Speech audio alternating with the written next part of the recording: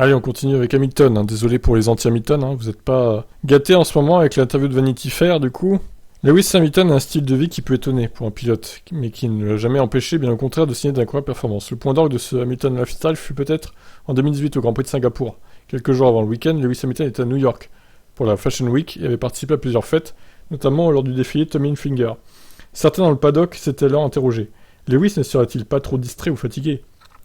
Mais le samedi à Singapour, Lewis a mis tout le monde d'accord en signant une pole hallucinante. Le débat était clos.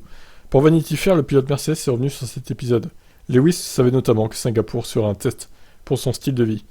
Si je dois faire des autres choses, je dois aussi être le meilleur sur le circuit. Et j'ai fait le meilleur tour de piste que je n'avais jamais fait. Et les gens étaient là à se demander comment il a fait. Comment il fait?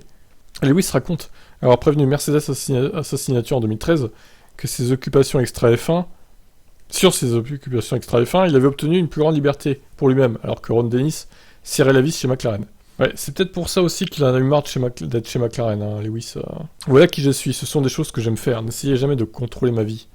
Je vais tout donner pour ça, et je vais vous aider à gagner des championnats.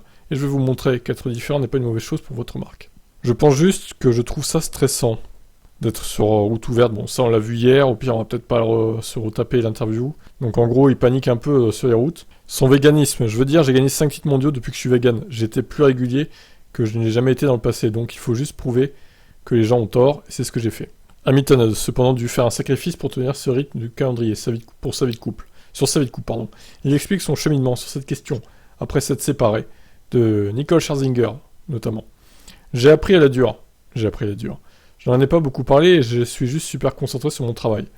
J'ai réalisé que je ne peux pas faire 2 ou 3 choses à la fois. Je dois me concentrer sur une seule. Je voulais vraiment passer par un processus de croissance pour arriver à un point où je suis heureux tout seul, à l'aise dans mon espace, pour que si jamais je rencontre quelqu'un, ce soit un ajout plutôt que de dire « j'ai besoin de toi dans ma vie ». Ok, je comprends l'idée, pas mal. Donc voilà, en gros, très indépendant, Lewis Hamilton. Il aime pas qu'on contrôle sa vie, il aime faire ce qui lui plaît, et aussi, c'est aussi pour ça qu'il est au top depuis un moment, du coup. Quand tout va bien dans sa vie, bah, il est au top sur la piste, tout simplement. Je vous laisse commenter, ciao.